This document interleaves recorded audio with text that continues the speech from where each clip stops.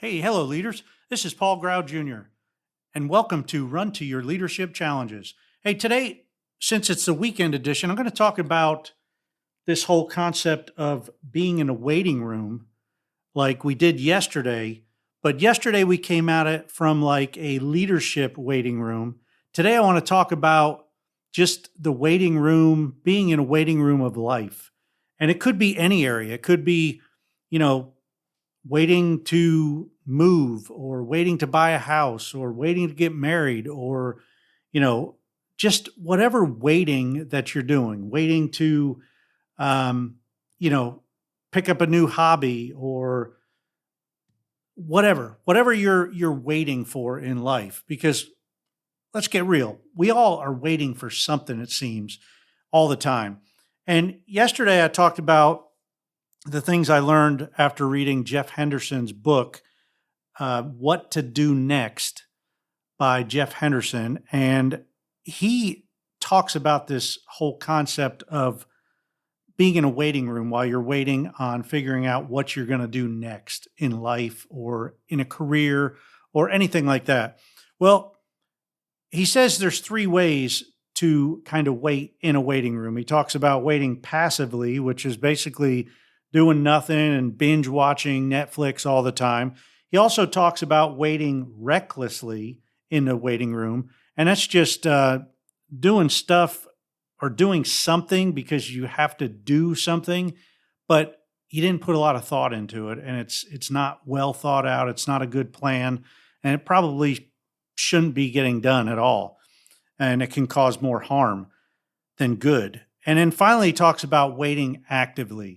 And waiting actively is when you are in that waiting room and you're in that holding pattern, but you're still learning, you're still growing, you're still gaining experience and making yourself better to prepare yourself for whatever's next. And it could be that you're trying to figure out more of what's to come while you're in that waiting room, but you're just not sitting around and you're not doing stuff recklessly. You're really being active in what you're doing. You're doing things purposely. And he talks about four steps, as I discussed yesterday. And these same four steps apply whether you're in a career, whether you're in leadership, or whether you're in life. And I just wanted to kind of break this down because the first step was to build your network while you're in the waiting room. And man, I'll tell you, when you talk about network, the first thing that comes to mind for a lot of people is your professional network. But let me tell you, your personal network and the people that you know and the people that your people know, you probably are connected to anybody that will help you get anything that you want to get. And I know that's pretty hard to imagine, but you know a lot of people and they know a lot of people. And when you're building that network, Jeff talks about a question that John Maxwell introduced to him.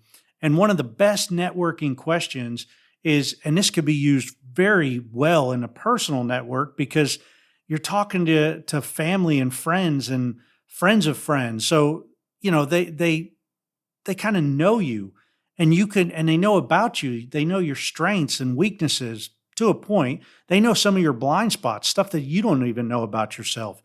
And when you build your network and you're trying to figure out what's next, one thing, and the greatest question, it comes from John Maxwell, like I said, it's the question is, who do you know that I need to know? Who do you know that I need to know? And that is one powerful question to ask, because when you ask that question, you're not asking them for a specific person or a specific job or career or anything. Even if it's like a hobby, you're just asking them, hey, who do you know that you think I need to know? And that will get their mind going. And they might even ask you, well, in what? In work or, hanging out? Or, you can follow it up by saying, hey, you know me. Who do you know that you think I need to connect with, that you might be able to introduce me to? And that's it. You can follow up with them if they know who it is right off the bat. Then you can follow up by saying, "Hey, would you be kind enough to either email them or call them or text both of us and introduce us in some way, shape, or form?" And then you take it from there. And you could ask the person, "Hey, why do you think I need to know them?"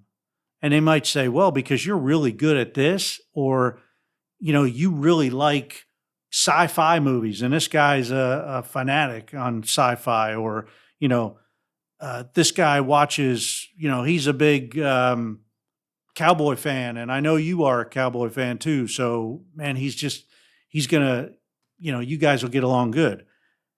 So that's the first step. The second step is create optimal options. And I love this when it comes to just being in the waiting room of life, because there's nothing that's off the table here. When you're talking about creating optimal options, that is, are you prepared for what's next?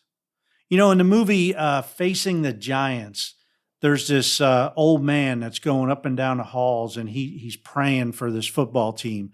And the coach one time asks him, "Well, what are you praying for?" He said, "Well, I'm praying for all this to protect us from, so we'll be protected from the storms." And he's like, "Well, what do you mean? We didn't got no storms." He said, "Well, they're coming." And I'm kind of paraphrasing that a little bit, but if we're praying for rain, are we ready for when the rain comes? Are we going to be prepared? So find those optimal options that you may know, or you may not even know that you have.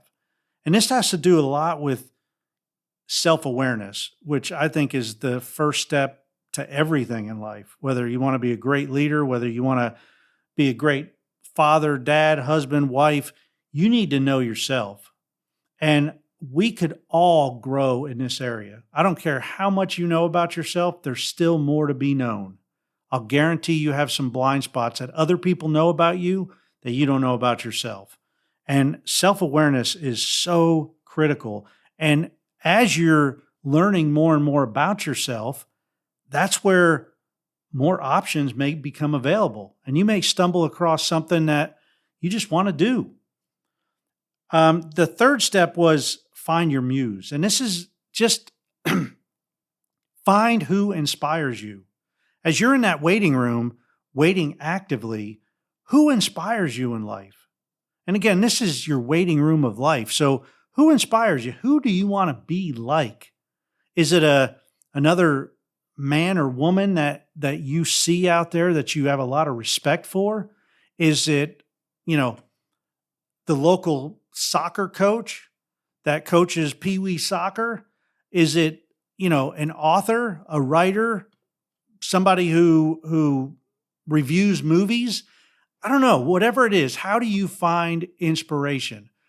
Because inspiration is something that comes and goes a lot very quickly, like Jeff mentions in the book. But to have that inspiration for the long haul, you really need to find your muse. And then he talks about personal advisory board. And I mentioned yesterday, this comes to me in the way of masterminds. I love the masterminds that I'm a part of. The people that are in these small mastermind groups with me, they're like family. And I can tell them anything. We know, like, and trust each other, so we can tell each other anything. Man, we've all shed tears. We've all laughed. We've all cried. We've all, spilled our beans in these mastermind groups. And I consider the 4 guys that I meet with every Thursday morning, they are my personal advisory board, because we've been meeting for about 4 years or so, probably more than 4 years. And we started out as just a weekly Bible study in the morning. We meet every Thursday morning at 6 a.m. on a Zoom call. And it's very rare that one of us miss it. This morning, as I'm recording this on Thursday, this morning, one of the guys missed it because he was out in the woods elk hunting. So, we gave him a little break and said, yeah, it's all right if you miss a call. But I mean, we're on there all the time because we are there for each other. And that's amazing. So that's my personal advisory board. I can run anything I want by them, whether it's career, whether it's marriage, whether it's fatherhood, friendship, relation, spiritual, financial, whatever it is. I know that they're there, and I know that I can open up with them and share anything with them, and they're going to give me a straight answer back. They're not going to beat around the bush. They're not going to sugarcoat it. They're going to tell me, they're going to call the baby ugly if the baby's ugly. But I mean, that is my personal advisory board. And if I have a rough or a tough, difficult discussion, of course, I'm talking to my wife about it. My wife and I always talk about decisions and stuff, but I will bring it up to these guys as well and run it by them because they bring a whole new perspective and they're not as close to the situation as I am. So that's it for today, the waiting room of life. I hope you got some value out of this, and I hope you enjoy the rest of your weekend since it's Saturday. And next week, I am going to be I'm just going to do 6 episodes Monday through Saturday on life lessons that I've learned from my pet raccoons. And if you don't know, I have 2 pet raccoons. They're about 5 months old. And I'll tell you, they have taught me a whole lot, and they are wicked smart. I've never seen a smarter animal or a more curious animal. And it's just amazing to watch them and learn from them.